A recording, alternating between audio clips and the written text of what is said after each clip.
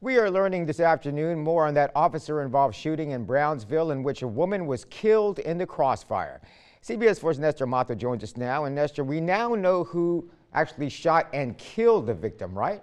Yeah, Eddie, we do. We first told you about this shooting in January. Now Brownsville police are saying the bullet that killed the woman came from her own son's gun. He was the suspect exchanging shots with officers. It makes me feel bad. Rosalda Flores, a 20-year neighbor of Maria Isabel Garcia, says new information released by investigators in the shooting just across her doorstep is opening old wounds. Garcia was shot dead after Brownsville police say her son and officers got into a shootout. Isabel's death makes us very sad. She was a good neighbor.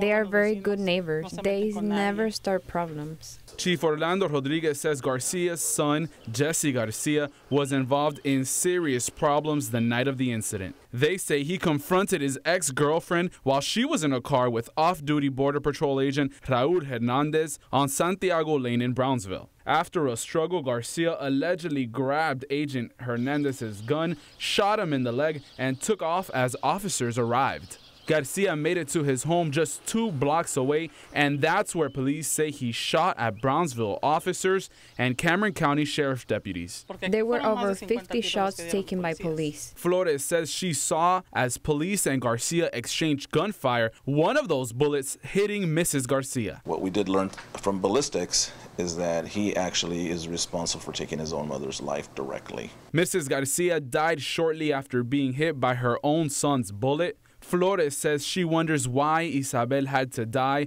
in the police-involved shooting. They did not care about Isabel's life. Chief Rodriguez says the suspect's actions directly led to her death. He says officers were just responding to a dangerous man. They responded to the threat that was posed by Mr. Garcia. He is the one that dictated the actions of the officers that day. Well, at this time, Garcia, who was also shot, remains in the hospital. He faces 2 counts of aggravated assault charges. Chief Rodriguez tells us more charges are pending from the Texas Rangers because of that shootout and possibly even for the death of his mother.